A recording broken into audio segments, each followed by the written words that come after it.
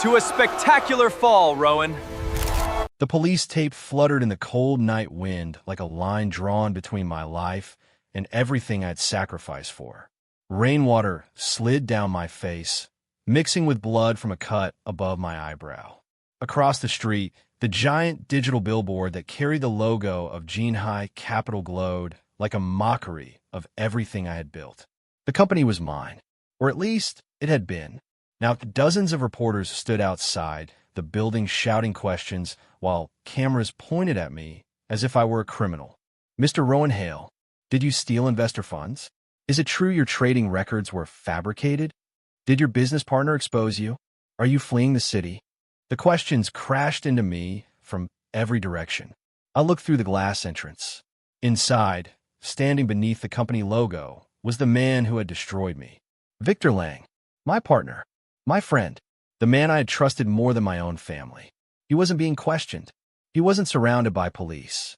He was smiling, and beside him stood the woman I had once believed would stay with me forever. Elena Ward, the woman whose future I had protected at the cost of my own.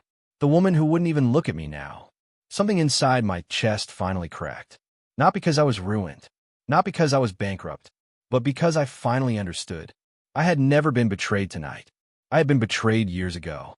Tonight was simply when I noticed. The police officer grabbed my arm. Mr. Hale, you're under investigation. You need to come with us. I laughed. It sounded broken. The officer frowned. What's funny?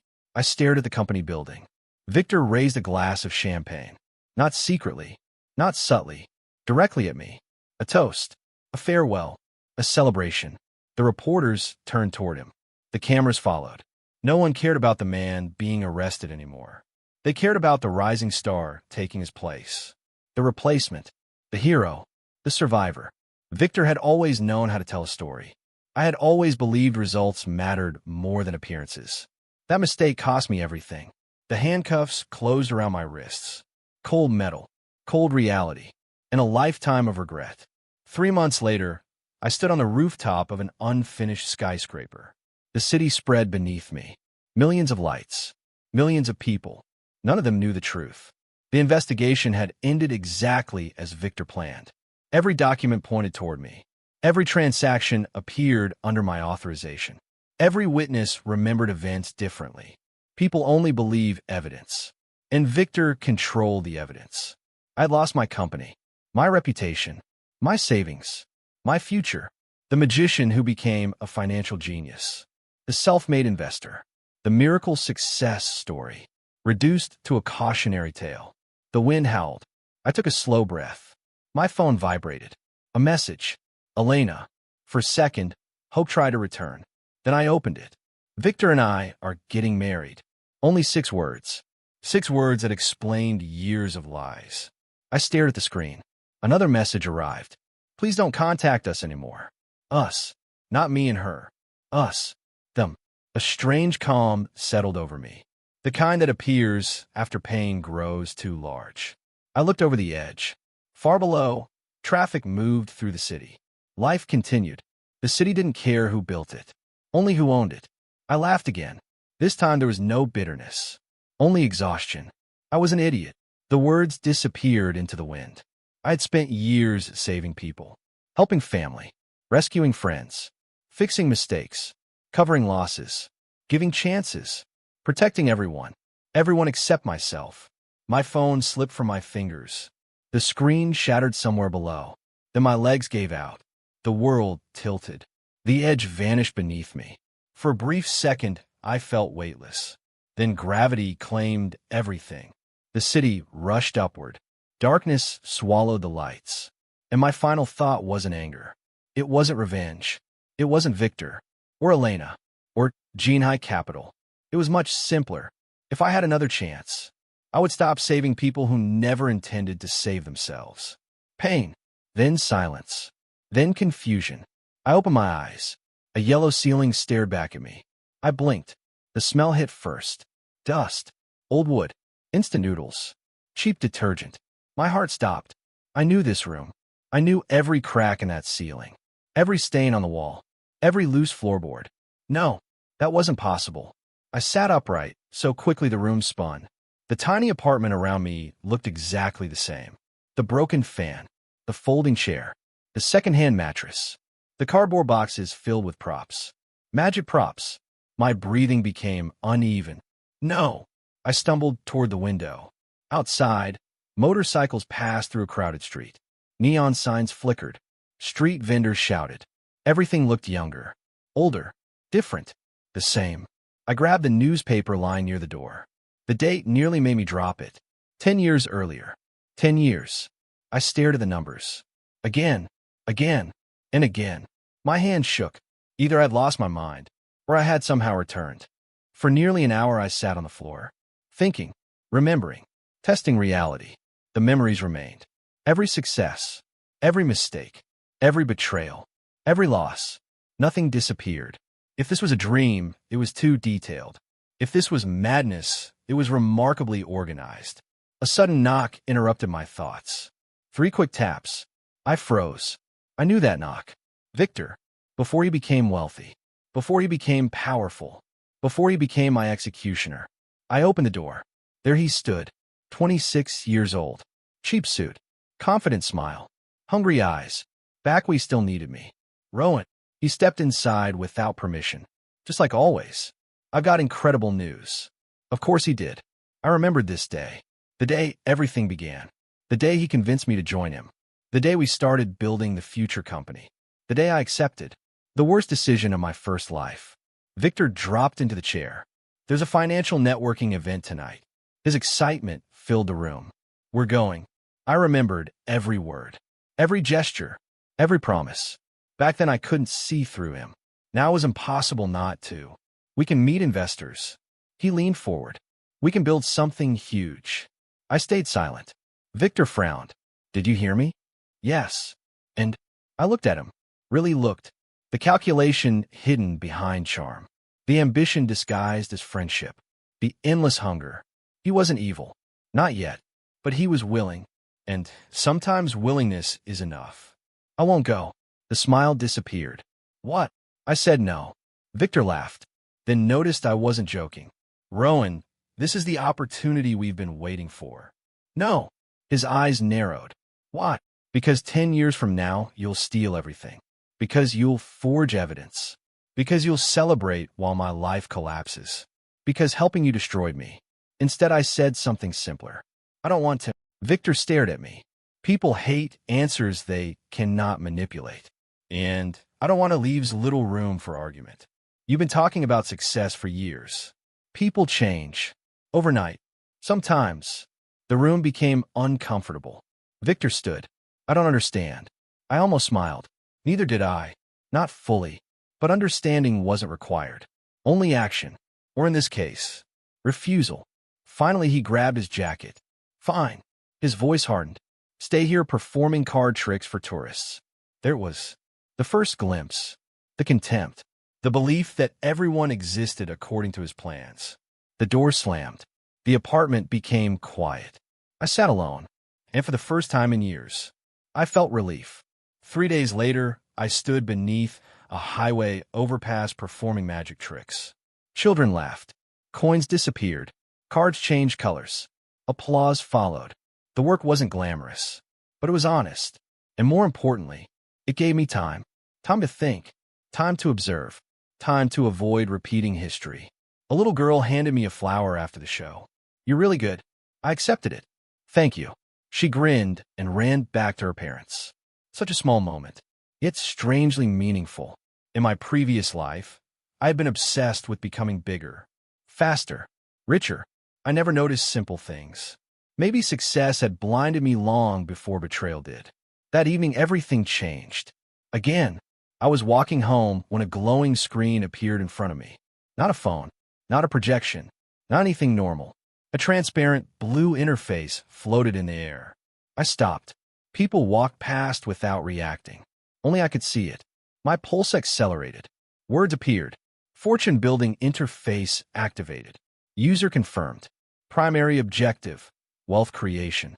Secondary objective, financial influence. I stared. The screen remained. A second message appeared. Initial reward available. A golden icon flashed. My hand moved toward it almost automatically. The moment I touched it, information flooded my mind. Numbers, companies, markets, probabilities, patterns, connections. Not complete predictions, not magical certainty. Something far more terrifying. Understanding. My knees nearly buckled. I grabbed a nearby railing. The interface continued. Beginner insight acquired. Ability, opportunity recognition. Current level, 1. The screen vanished. The city returned to normal. But my mind didn't, because suddenly, I noticed things. A closed restaurant whose location made it ideal for redevelopment. A delivery company expanding routes before competitors realized demand was increasing. A small manufacturing supplier positioned to benefit from an upcoming industry contract. Tiny details, invisible details, meaningful details. The world looked different, like hidden lines had appeared beneath reality. I stood there for several minutes, then laughed. Not from madness, not from disbelief, from irony. My first life taught me how people worked. Now, something was teaching me how money worked. Together, they might become dangerous. The next morning, I tested it. Carefully, a local lottery stall displayed a promotional game. Nothing significant, just a simple contest. The interface highlighted one option, a faint golden glow. I followed the suggestion. The prize wasn't huge, a few $1,000s. But it worked. Exactly. I won. The stall owner looked more shocked than I did. The interface wasn't guessing. It was identifying opportunities. That changed everything. Over the following weeks, I learned its limits. It couldn't create money. It couldn't force outcomes. It couldn't predict every future event. Instead, it analyzed probabilities beyond normal human ability. Patterns hidden inside patterns. The larger my understanding grew, the more information became available. It rewarded learning, discipline, observation, not gambling, not recklessness. The system wasn't a shortcut. It was leverage, and leverage, used properly, could move worlds. One rainy afternoon, I encountered Elena. Years before our relationship. Years before heartbreak. She stood outside a bookstore arguing with a landlord. I paid the deposit. The landlord shrugged. Then prove it. I already did. He smiled. The kind of smile people wear when they believe power protects them. In my first life, I would have rushed over immediately. I would have solved everything. Paid money. Made calls. Fixed problems. This time I simply watched. Not because I hated her. Not because I wanted her to suffer. Because the situation wasn't mine. Eventually, Elena pulled out her phone, called someone, gathered evidence. 20 minutes later, the landlord's confidence disappeared. An hour later, he was apologizing. Elena handled it herself. Perfectly. I walked away before she noticed me. A strange realization followed. How many people had I weakened by rescuing them too quickly? How many problems had I prevented others from solving? The answer made me uncomfortable. Weeks became months. My savings grew steadily. Small investments became larger ones. Larger ones became strategic positions. The interface evolved. New functions unlocked. Data analysis. Market signals. Behavior tracking. Nothing supernatural enough to attract attention. Just enough to create impossible success. And all the while, Victor's path unfolded exactly as I remembered. Except slower. Because I wasn't there. He lacked my ideas, my calculations, my instincts.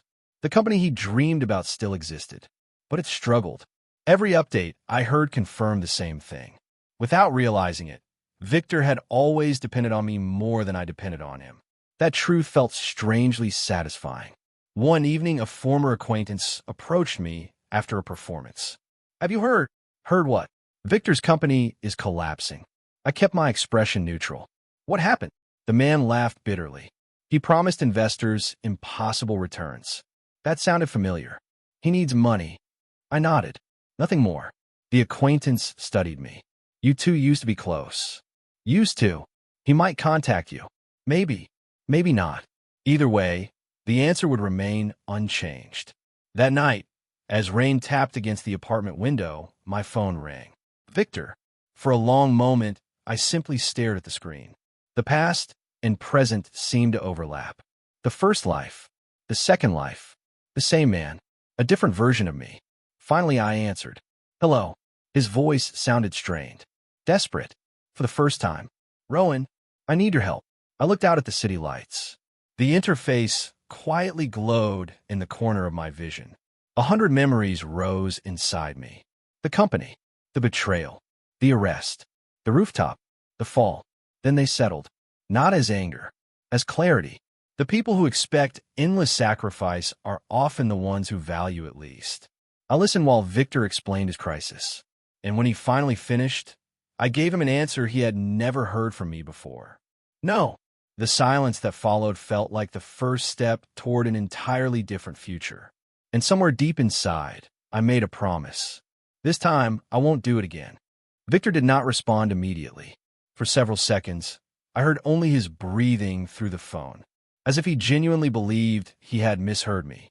Then he laughed, not because he found it funny, because denial was easier than accepting reality.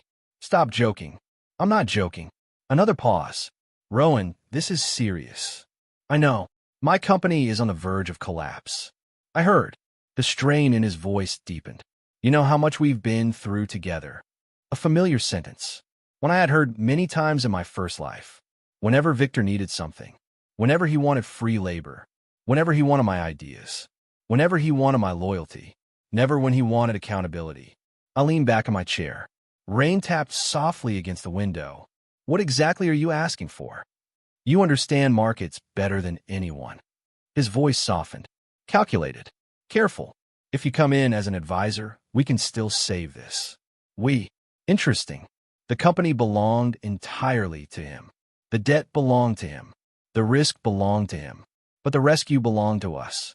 I almost smiled. No. The silence returned. This time longer. Then the call ended. No goodbye. No thanks. No attempt to hide his anger. Just a deadline. I placed the phone on the table and felt something unexpected. Not satisfaction. Relief. Because for the first time in either life, I had chosen myself. The next morning, I performed near Harbor Street. The weather was clear. Children gathered around as I made playing cards disappear and reappear. Coins floated. Flowers emerged from empty sleeves. Laughter filled the air. At the end of the performance, a middle-aged man approached. Unlike the others, he wasn't smiling. He looked distracted, concerned. You do this every day? Most days. He nodded, then handed me a business card. I glanced down. Caleb Mercer. Mercer Logistics. I recognized the name. In my previous life, Mercer Logistics eventually became one of the largest distribution networks in the region. At this moment, however, they were still small, still growing, still overlooked. I've seen you here several times, Caleb said. Okay, you pay attention. I raised an eyebrow. To what? Everything. His gaze moved toward the crowd. Most performers focus on themselves. You noticed that? On a logistics company. He smiled faintly. Observation pays my bills. Interesting. The fortune-building interface quietly flickered. A small golden symbol appeared above his business card. Opportunity. I had learned to trust those signals. Not blindly, but seriously. Caleb continued. I have a problem. I laughed. That sounds dangerous. It probably is. The smile widened. Would you be interested in hearing it? An hour later, we sat in a small cafe. Caleb spread several documents across the table. I think someone's stealing from me. I studied the paperwork. Purchase orders. Shipping records. Invoices. Numbers. Lots of numbers. The interface activated automatically. Patterns highlighted themselves. Tiny inconsistencies. Repeated anomalies. Invisible to most people. Obvious to me. A warehouse manager. Small adjustments. Tiny missing amounts. Repeated hundreds of times. Enough to avoid attention. Enough to become significant.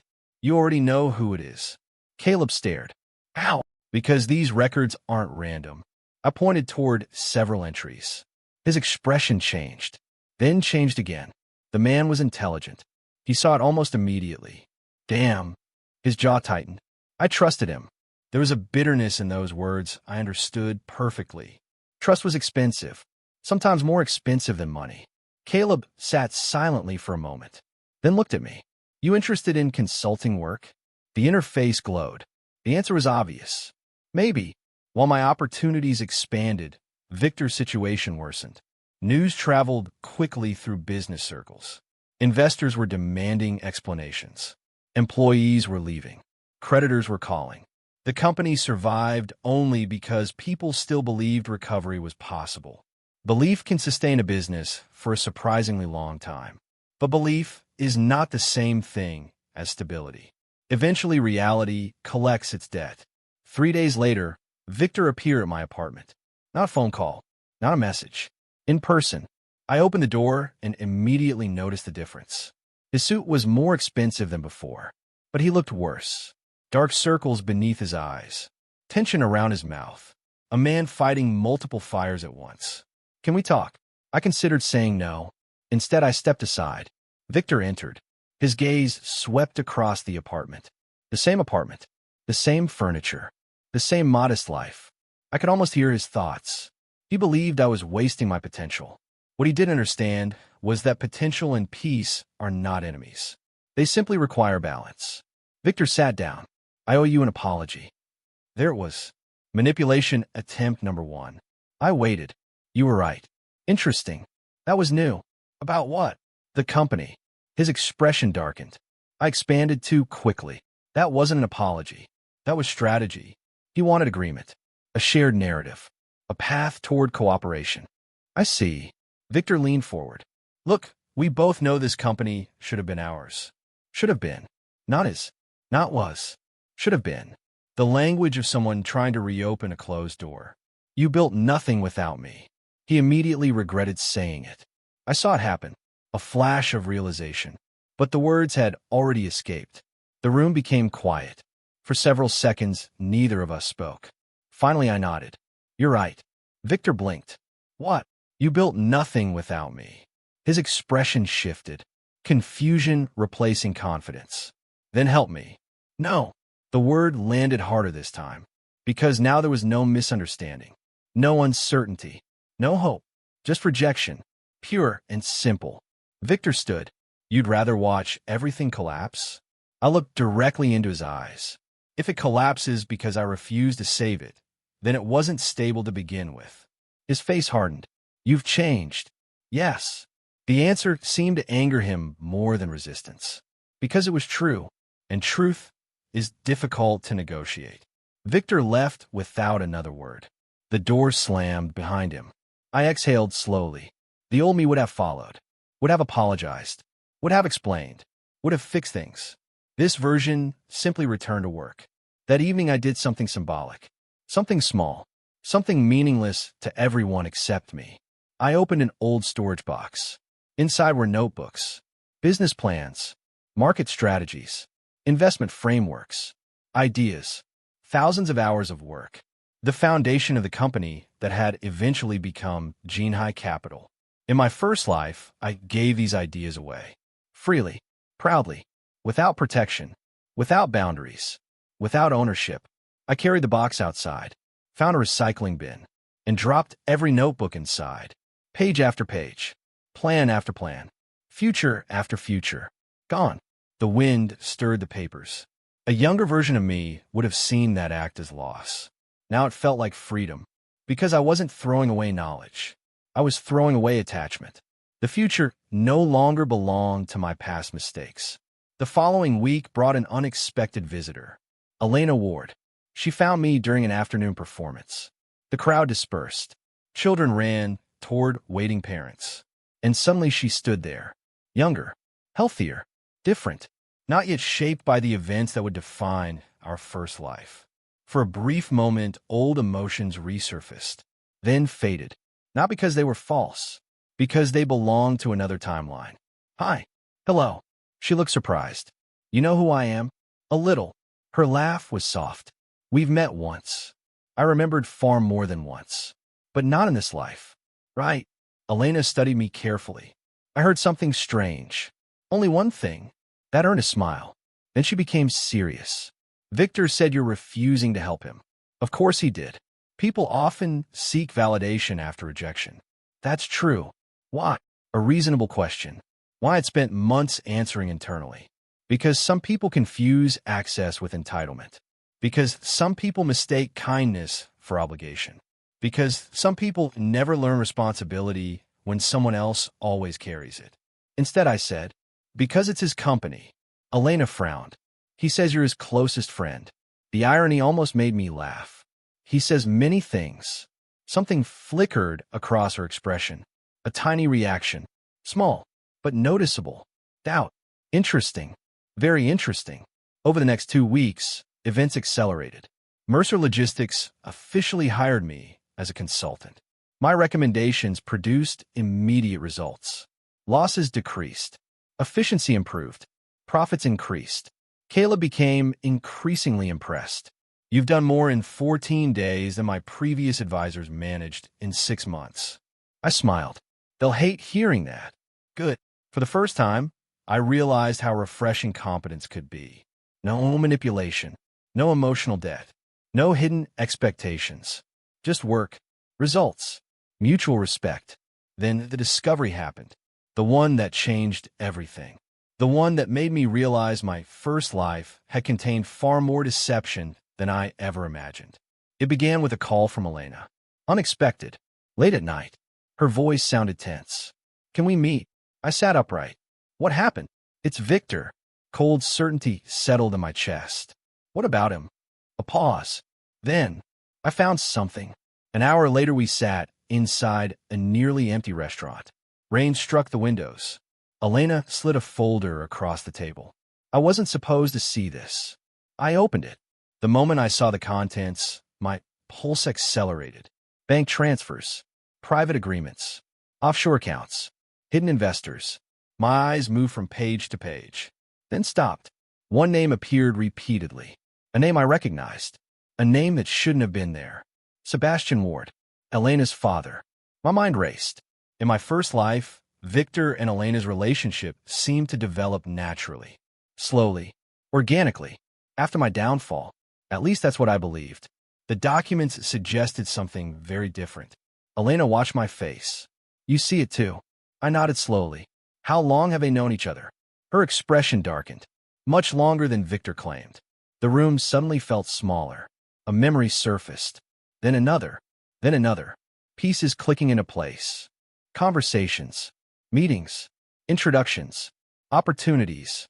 Things that once seemed coincidental. No longer coincidental. Elena swallowed hard. I think my father has been secretly funding Victor for years. I closed the folder. The implications were enormous. But one possibility was even worse. A possibility I wasn't ready to speak aloud. Not yet. Because if it was true, then my first life's betrayal hadn't begun at the end. It had begun at the very beginning. And I had never seen it. Elena looked at me. What are you thinking? I met her gaze. And for the first time since returning to the past, genuine unease touched my heart. Because the truth waiting beneath these documents felt far darker than simple greed. Far darker than business. Far darker than betrayal. And I suddenly realized that the story I remembered might have been a lie from the very start. The restaurant felt unusually quiet after Elena's last sentence. Rain slid down the windows in uneven trails, blurring the city lights outside. Between us sat the folder, a simple collection of documents. Yet somehow it felt heavier than any financial report I had ever seen. Because numbers rarely lie. People do. I opened the folder again. Carefully. Methodically. The habits of my previous life returned automatically. One transfer led to another. One agreement referenced another. Each page revealed a connection, a pattern, a network. The deeper I looked, the more uncomfortable I became. Finally, I leaned back. This isn't normal. Elena gave a humorless laugh. I figured that out. No. I tapped one of the pages. I mean, this is structured. She frowned. What does that mean? It means somebody built this intentionally. The realization settled between us. Not accidental funding. Not random business support. A strategy. Long-term. Deliberate. Elena stared at the documents. My father told me he barely knew Victor before 3 years ago. I nodded. And that's impossible. The earliest transfer dated back almost 6 years. Long before Victor ever mentioned meeting Sebastian Ward. Long before many events from my previous life. Long before the future company. Long before everything. Elena looked troubled. For the first time, I saw genuine conflict in her expression. Not business concern. Family concern. The kind that cuts deeper. My father wouldn't. She stopped. Wouldn't what? Lie? Manipulate? Control outcomes? People always hesitate when reality threatens their image of someone they love. I understood that hesitation. I had lived inside it for years. You don't need to decide what this means tonight. Her eyes lifted toward me. Then what do I do? The answer arrived immediately. The same answer I had spent months learning. Nothing. She blinked. What? Nothing. The word sounded strange, even to me. For most of my life, action had been my solution to everything. Fix. Help. Intervene. Protect. Control. But every major disaster in my previous life had started because I inserted myself into situations that weren't mine to carry. Now I understood something different. Some truths reveal themselves faster when left alone. The next week became a lesson in consequences. Victor called repeatedly. I ignored every call. Messages followed. Some polite, some desperate, some angry. One arrived at 3 in the morning. You owe me at least a conversation. I stared at the screen, then deleted it. Oh, interesting word. People become very creative when trying to convert favors into obligations. I owed him nothing. And for once, I allowed that fact to stand without apology. Meanwhile, Mercer Logistics continued growing. Caleb trusted my recommendations more each day. The fortune-building interface evolved alongside my progress. New notifications appeared regularly. Opportunity recognition level 3 achieved. Market behavior analysis unlocked. Strategic projection function available. The system remained consistent. No magical predictions. No impossible powers. Only enhanced understanding. The more I learned, the more it revealed. The more disciplined I became, the stronger it became. In many ways, it felt less like a tool and more like a mirror, rewarding clarity, punishing greed, encouraging patience. I appreciated that, because patience was becoming my greatest advantage. 3 days later, I received confirmation of something I already suspected. Victor's company lost another major investor. News spread quickly. Business forums exploded with speculation. Employees began leaving publicly. Anonymous accusations surfaced online. Former clients complained. Reporters started asking questions. And through it all, I did nothing. The strange part was how difficult that became. Not because I wanted to help him, because I wanted to explain, defend, clarify, correct misinformation. Old habits die slowly, especially when they're disguised as virtue. Several times I caught myself drafting messages, then deleting them. Every time the same realization followed. His company, his choices, his consequences, not mine. One afternoon, Caleb invited me to lunch. We met at a small restaurant overlooking the harbor. Cargo ships moved slowly across the water. Workers loaded containers. Business continued. The world rarely pauses for personal drama. Caleb studied me over his coffee. Something's bothering you. I smiled. That obvious? Very. I considered dismissing the question. Instead, I answered honestly. I'm learning how not to solve other people's problems. That earned a laugh. That's harder than solving them. Exactly. He nodded thoughtfully. My father used to tell me something. I waited. He said successful people often fail because they become addicted to being needed. The word struck harder than expected. Addicted to being needed. Not appreciated. Not respected. Needed. The distinction mattered. In my first life, I had built entire relationships around usefulness. What happened when usefulness disappeared? The answer was standing on a rooftop, broken, alone, looking down at a city that no longer cared. Caleb continued. If your value only exists when you're saving someone, eventually they'll stop seeing you as a person. I looked out toward the harbor. A cold realization settled over me. That wasn't just Victor, or Elena, or business. That was my entire previous life. That evening, Elena called again. This time her voice sounded shaken. Can you meet? Where? She gave an address. An hour later, I arrived at a private parking garage. She stood beside her car, arms crossed, expression tense. The moment she saw me, she handed over a flash drive. What is this? My father's assistant gave it to me. I frowned. Why? Because he quit. That immediately captured my attention. People rarely abandon powerful positions without reason. What happened? Elena looked toward the concrete floor, then back at me. He said he couldn't keep lying. Silence. Heavy. Meaningful. Dangerous. I glanced at the flash drive. What does it contain? I haven't opened it. Why not? Her answer came instantly. Because I'm afraid. For a moment, neither of us spoke. Then I understood. The fear wasn't about information. It was about confirmation. Sometimes uncertainty feels safer than truth. Unfortunately, truth has a habit of arriving anyway. We opened the files together. The contents were extensive. Emails, meeting records, financial statements, internal communications, years of records. The deeper we explored, the worse it became. Victor's connection to Sebastian Ward stretched back much further than expected. Far beyond ordinary business support. Far beyond mentorship. Far beyond investment. Finally, we found a message that changed everything. The email was 6 years old. Short, simple, direct. From Sebastian Ward to Victor Lang. Subject line: Asset Development Strategy. My stomach tightened. I opened it.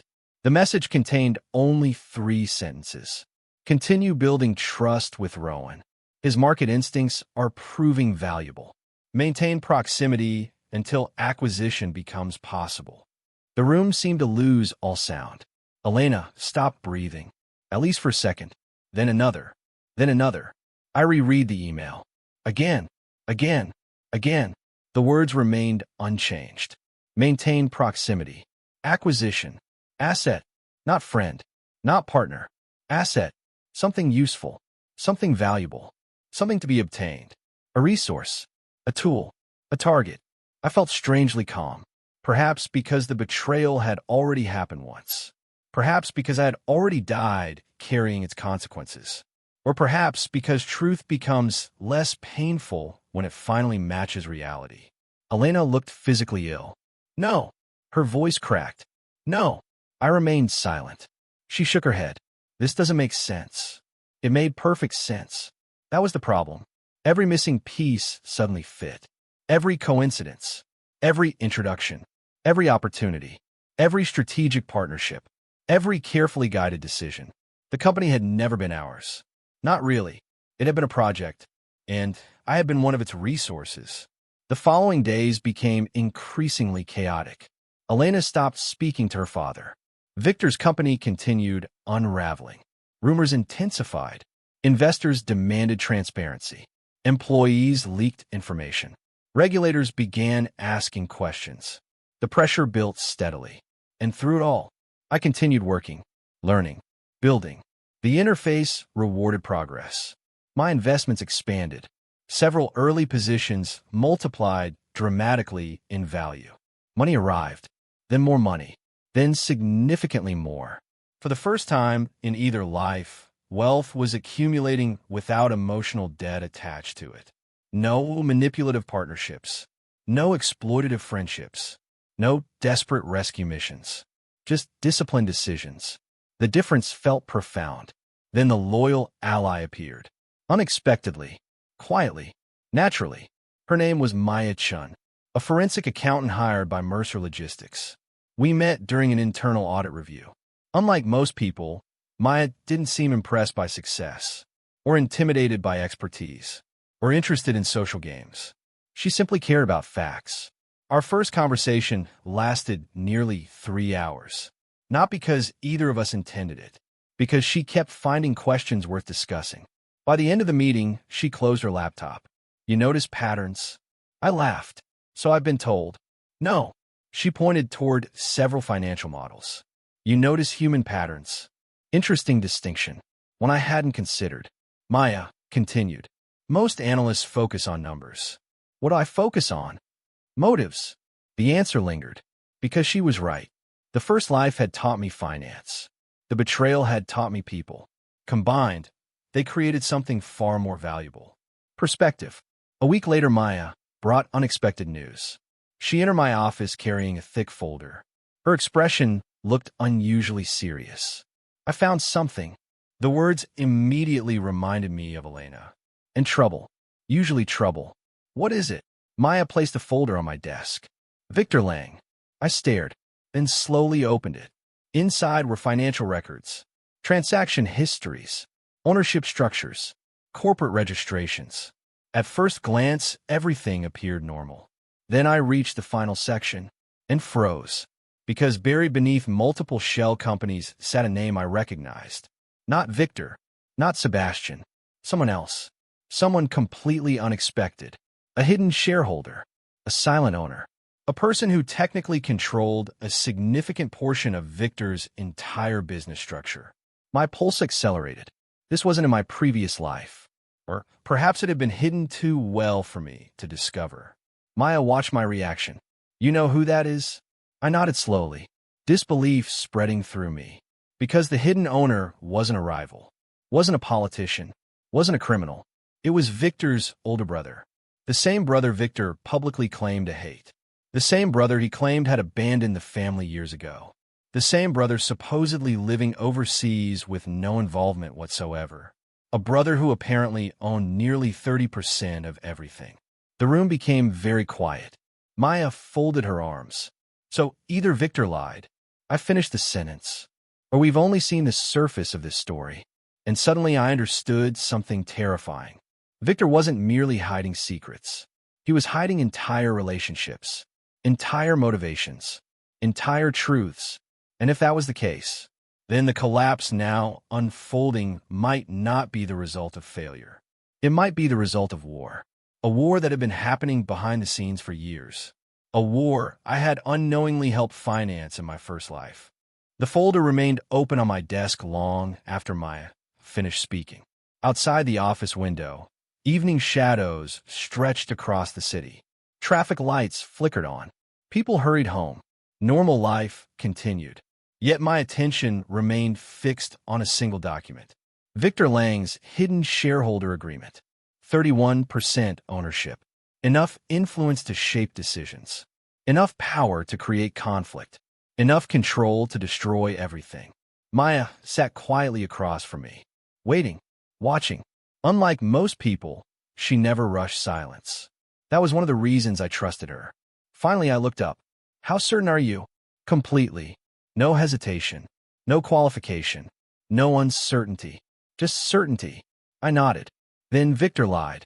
Maya tilted her head slightly. Or he was lying to someone else. The distinction mattered. More than either of us wanted to admit. Because lies have direction. Understanding who they're aimed at often reveals their true purpose. I closed the folder. What else did you find? Maya's expression hardened.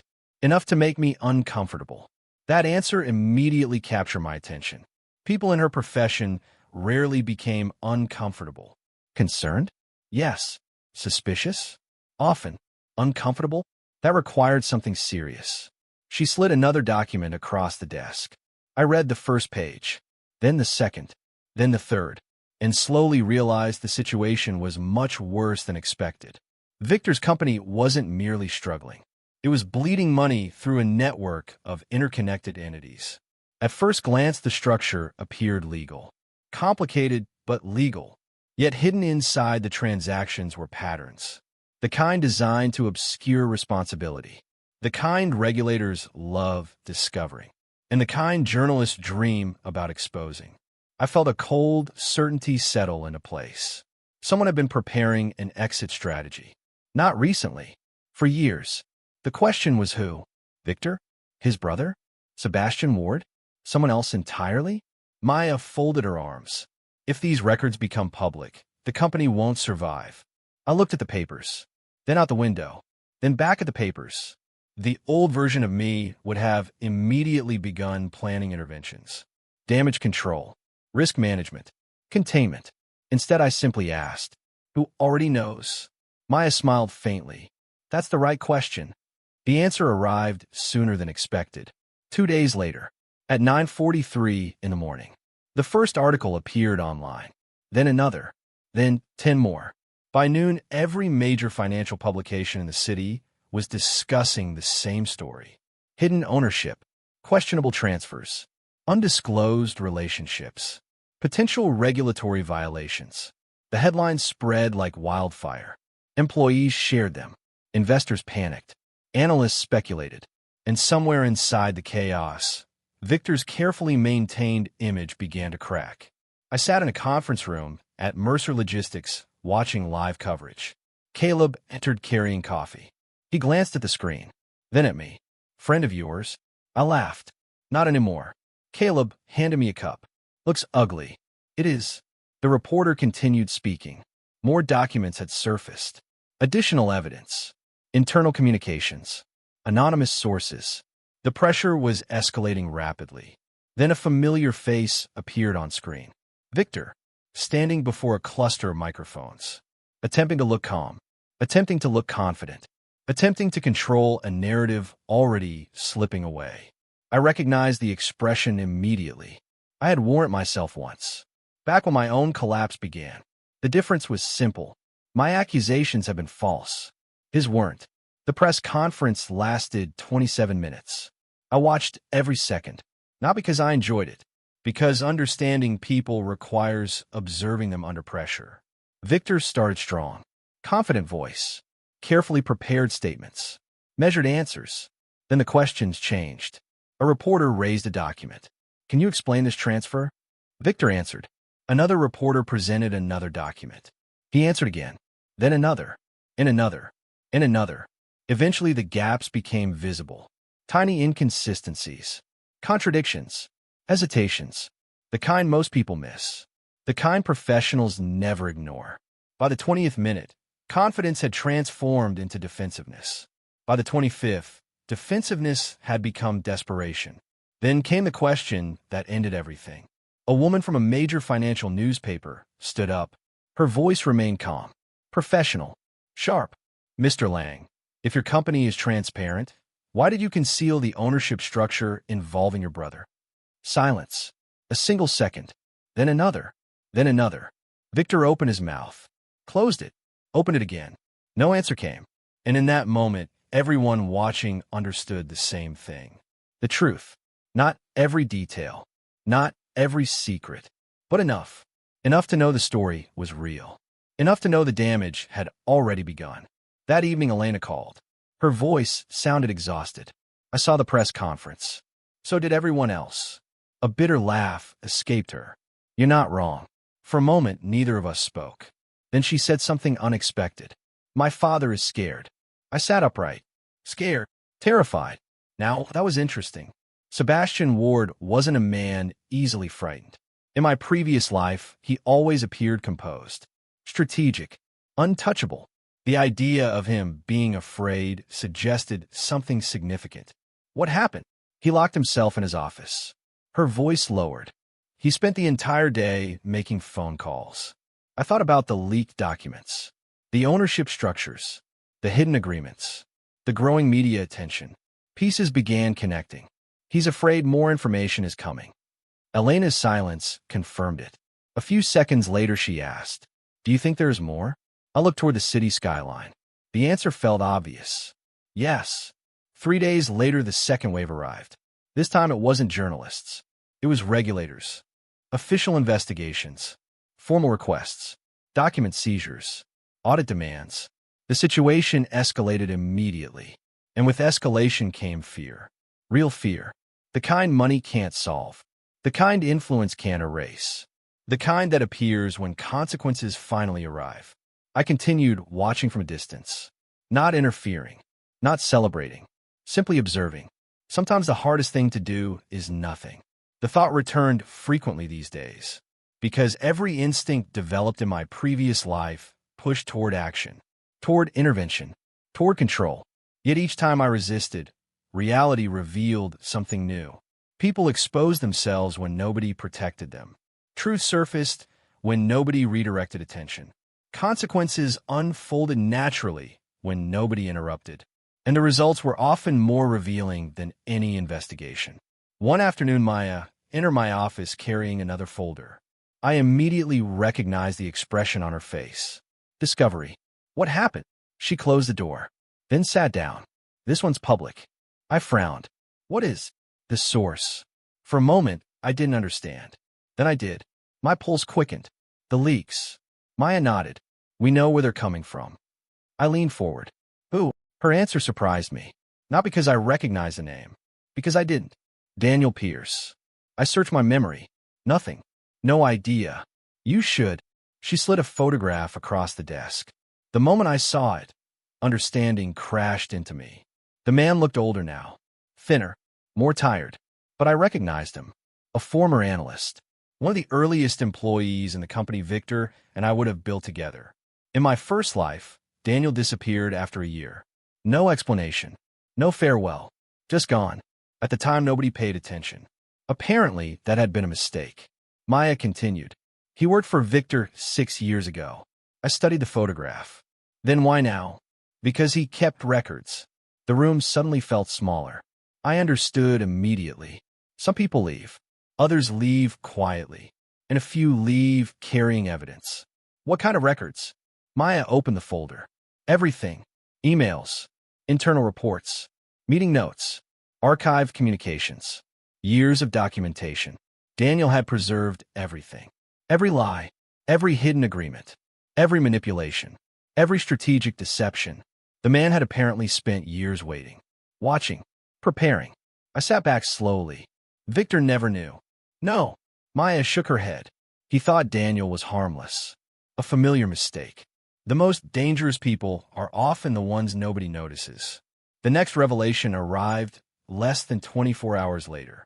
And this one hit Elena harder than anyone else. Sebastian Ward's involvement became public. Not rumors. Not speculation. Evidence. Concrete evidence. Financial records linked him directly to several hidden agreements. Media coverage exploded. Business partners distanced themselves. Investors demanded answers. Board members called emergency meetings. The damage spread rapidly. Because truth does not create damage. It reveals where damage already exists. The thought settled heavily in my mind as I watched events unfold. Nothing new was being created. The corruption was already there. The lies already existed. Exposure simply removed the disguise. Then came the board meeting. The one every major financial outlet covered. The one people would discuss for years. The one that effectively ended Sebastian Ward's career. I wasn't present, but recordings circulated almost immediately. By evening, the entire city had seen them. Board members confronted him publicly. Questions became accusations. Accusations became evidence. Evidence became certainty. The transformation was brutal. A man who once commanded rooms suddenly struggled to defend himself. A man who once shaped narratives became trapped inside one. Watching it felt surreal, because in my previous life, Sebastian always seemed invincible. Now he looked old, tired, human. For the first time, I realized something important. Power does not make people larger.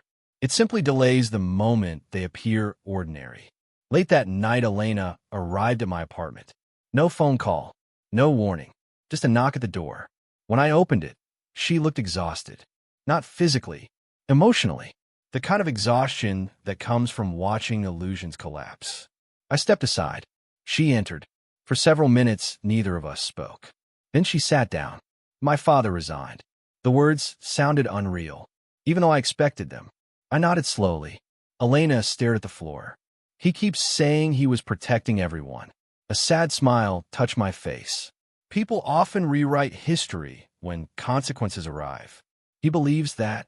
I think he wants to. Silence followed. Heavy. Thoughtful. Then Elena looked up. Why aren't you angry? The question caught me off guard. I considered several answers. Eventually, I chose honesty. Because I already spent one life being angry. She frowned, not understanding. Of course she couldn't. Only I remember the rooftop, the arrest, the betrayal, the death. Only I carried those memories. Only I understood how much anger had already cost. I don't need them to suffer, I said quietly. I just need the truth to exist. Elena looked away. For a long time, neither of us spoke. Then she whispered, I think it's too late to stop what's coming. I knew exactly what she meant, because by now the collapse had gained momentum. The investigations, the evidence, the media attention, the internal conflicts, the hidden ownership disputes. Every piece was moving toward the same destination. And for the first time, even Victor seemed unable to stop it. The downfall wasn't coming anymore. It had already begun, and nothing left standing was strong enough to hold it back. The strange thing about watching an empire collapse was how quickly silence followed. For years, Victor Lang's name had appeared everywhere. Business magazines, financial panels, investor conferences, networking events, news interviews. He seemed impossible to avoid. Then the investigations accelerated, and suddenly he disappeared. Not literally, just socially.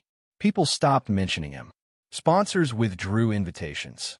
Business contacts became unavailable.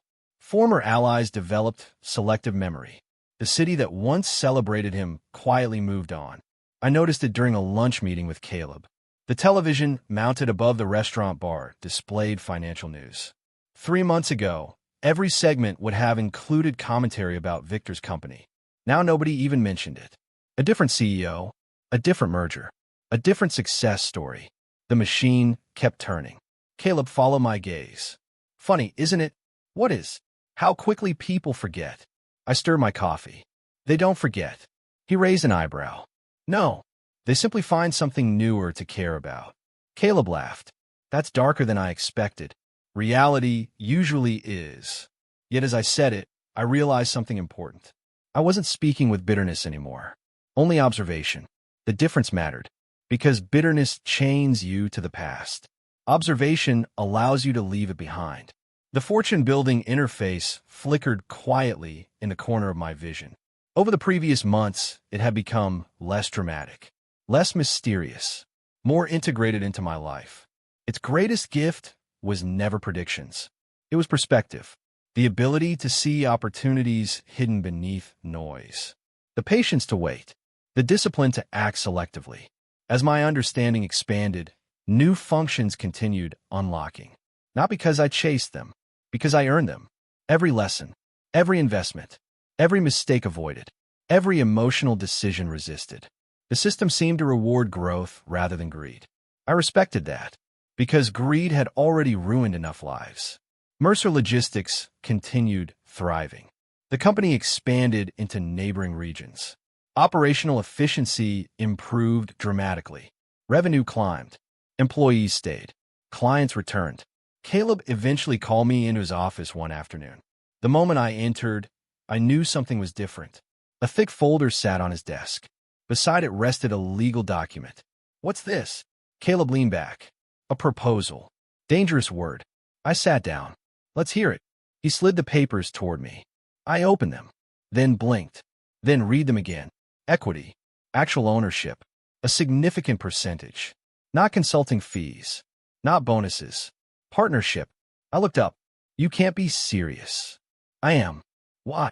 Caleb didn't answer immediately. Instead, he walked toward the window overlooking the distribution center. Workers moved between loading bays.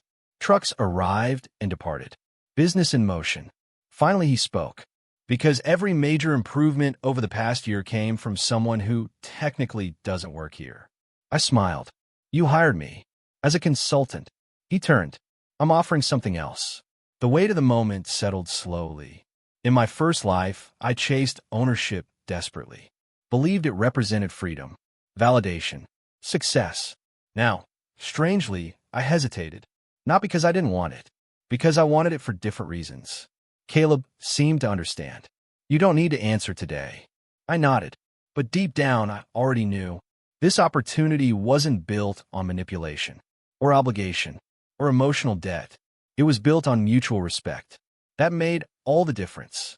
A week later, Maya and I found ourselves working late. Most employees had already gone home. The office felt unusually quiet. The city lights shimmered beyond the windows. Stacks of reports covered the conference table. Maya rubbed her eyes. We've been staring at spreadsheets for 6 hours. Only 6. She laughed. You're impossible. I grinned. Occupational hazard. For several minutes we worked in comfortable silence. Then Maya suddenly asked, do you ever think about what would have happened if things went differently? The question caught me off guard. For obvious reasons. I looked down at the report in front of me. What do you mean? She shrugged. Life. Helpful. Very specific. I smiled.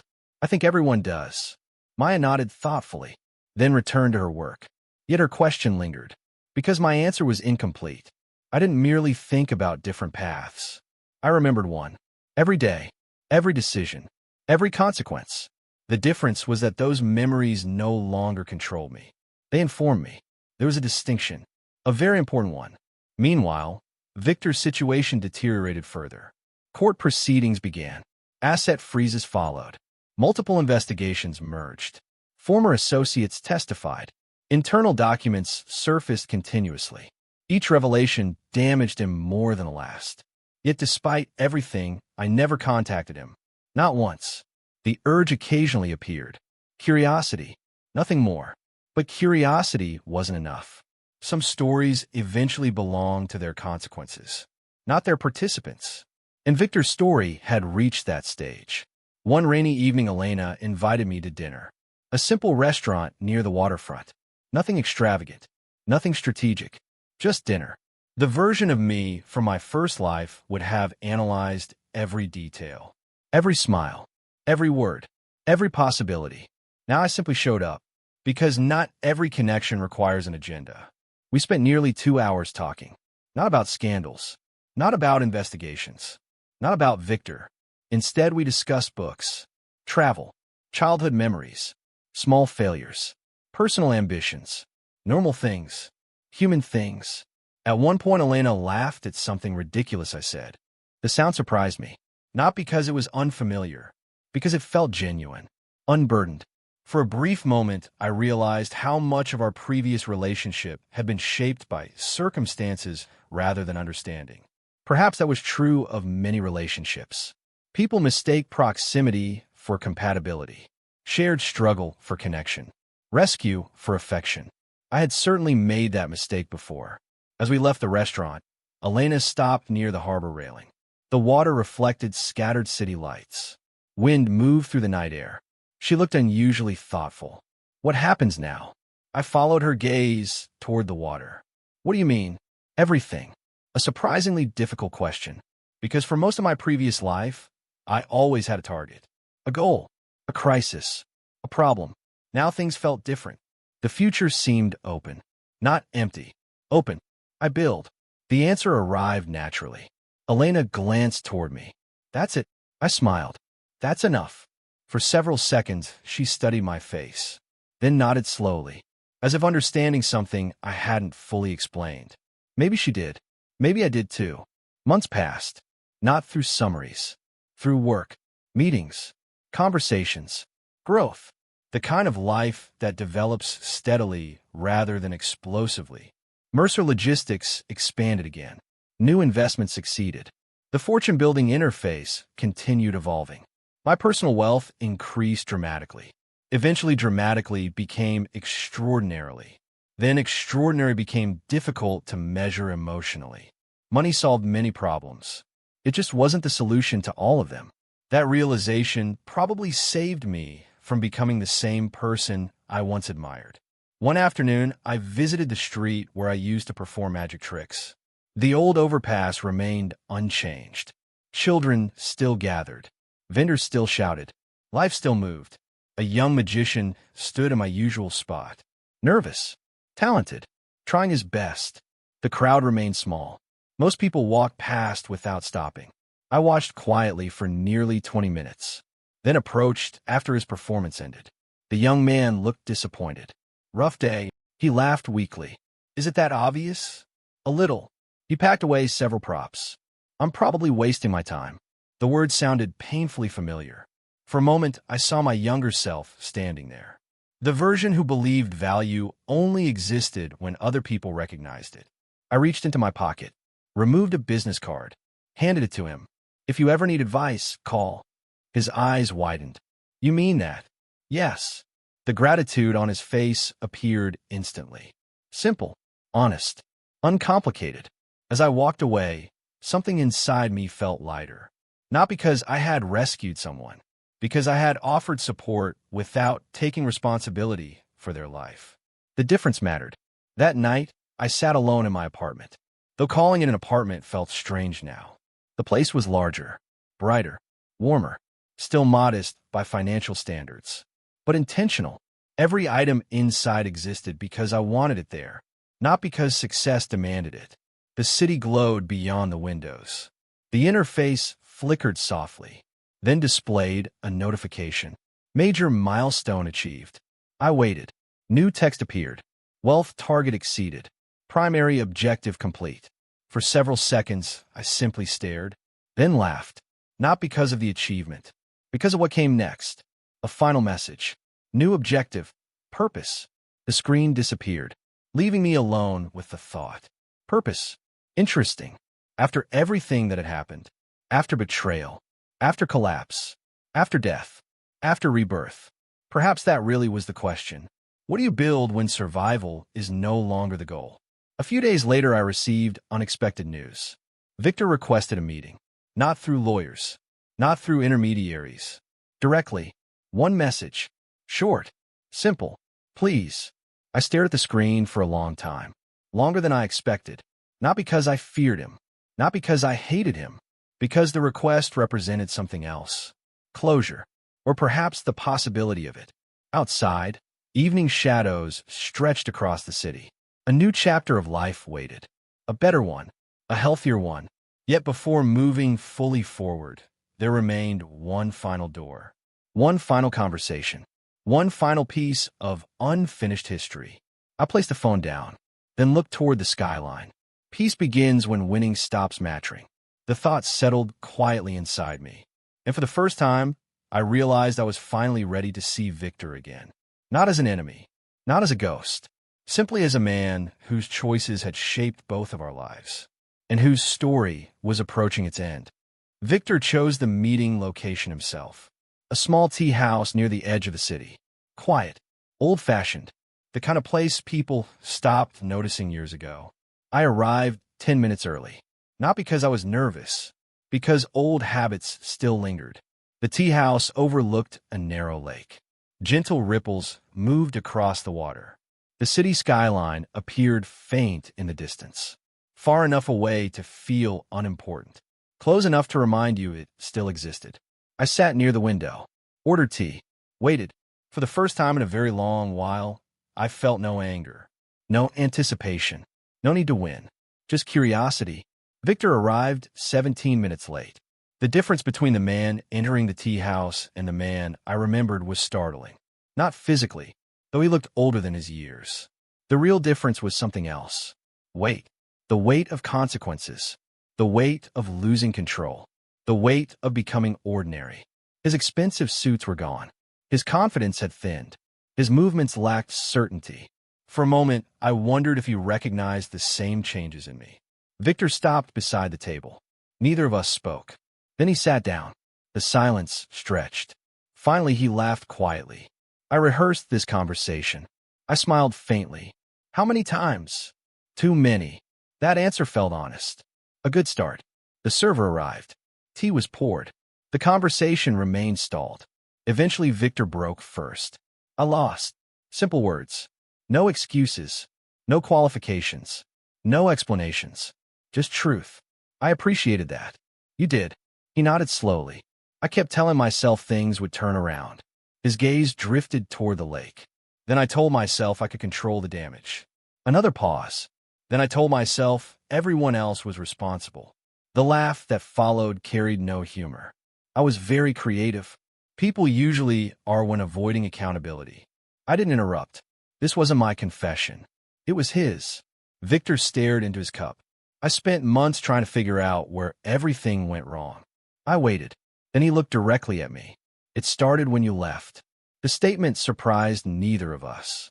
Because it was true, just not in the way he meant. You always thought it was about intelligence, I said. Victor frowned. What? The company. I leaned back. The success. The tea house remained quiet around us. Only distant conversation drifted from nearby tables. You thought I brought good ideas. Victor's expression slowly changed. I continued. You thought I solved problems. A pause. You thought I helped make things work. He didn't respond, because he already knew where this was going. The truth is simpler. The lake reflected afternoon sunlight. Small flashes of gold moved across the surface. You stopped surrounding yourself with people who could tell you no. Victor closed his eyes. For several seconds, he remained silent. Then he nodded. Once. Slowly. Painfully. You're right. The admission seemed to cost him something. Perhaps pride. Perhaps denial. Perhaps the final illusion. We spoke for nearly an hour. About business. Failure. Choices. Consequences. Not once did we discuss revenge. Because revenge had never truly happened. The collapse wasn't something I created. It was something I stepped away from. And there was an important difference. Eventually, Victor asked the question I knew was coming. Did you know? I looked at him. What? That everything would fall apart. A dangerous question. One impossible to answer honestly. Not completely. I chose my words carefully. I knew where certain roads ended. Victor studied me, then nodded, as if that answer somehow made sense. Maybe it did. The conversation shifted again, this time towards something deeper. Regret. The topic arrived naturally, almost inevitably. Victor laughed softly. I used to think regret came from failure. I waited. Now I think it comes from understanding. Interesting. Very interesting. Understanding what? His eyes moved toward the lake. The people you became while chasing things. The answer lingered, because it carried truth, not just for him, for me too. In my first life, I had become someone who confused sacrifice with worth. Someone who believed being needed meant being valued. Someone who gave pieces of himself away so freely that eventually nothing remained. Different mistakes. Same outcome. Before leaving, Victor reached into his bag, then placed a folder on the table. I immediately recognized legal documents. What is it? Ownership records. I frowned. For what? The original intellectual property. My pulse slowed, then quickened again, then settled. I understood. The strategies, the frameworks, the early concepts, the ideas that eventually became the foundation for everything. The things I had unknowingly surrendered in my first life. Victor pushed the folder toward me. They belong to you. For a long moment, I simply looked at it. Years ago, I would have fought for those documents, obsessed over them, needed them. Now, the feeling was surprisingly different. I opened the folder, read several pages, then closed it. Finally, I pushed it back. Victor blinked. What are you doing? I'm leaving it. Confusion spread across his face. Why? Because I no longer needed proof. Because ownership without attachment is freedom. Because the person sitting across from me wasn't my future anymore. Because peace begins when winning stops mattering. I smiled. You keep it. The expression on Victor's face was impossible to describe. Part confusion, part disbelief, part understanding. Perhaps for the first time in his life. When I left the tea house, the air felt unusually light. The city remained the same. Traffic, noise, movement, life. Yet something fundamental had changed. A chapter had ended. Not dramatically, not violently, quietly, the way healing often happens. Months later, the final legal case is concluded. Victor accepted responsibility. Not for everything. No single person could. But for his part. The public attention faded. The investigations ended. The headlines disappeared. The city moved on. And for once, so did I. The years that followed became something my first life never allowed. Normal. Not perfect. Not extraordinary every day. Just meaningful. Mercer Logistics evolved into a major regional network. Caleb remained one of my closest friends. Maya became an indispensable partner in both business and life. Not through forced romance or dramatic declarations, but through years of trust, respect, and shared purpose. What developed between us happened naturally, the way real things often do. Elena rebuilt her relationship with herself before attempting to rebuild anything else. That mattered, perhaps more than she realized. And as for me, I continued investing, continued learning, continued building. The fortune-building interface never disappeared. But over time, its importance changed. Because eventually I understood something. The system wasn't the reason my second life succeeded. It simply helped reveal opportunities. The real difference was choice. The willingness to walk away. The willingness to refuse. The willingness to stop carrying responsibilities that never belonged to me. One evening, many years later, I found myself standing beneath the same overpass where I once performed magic tricks.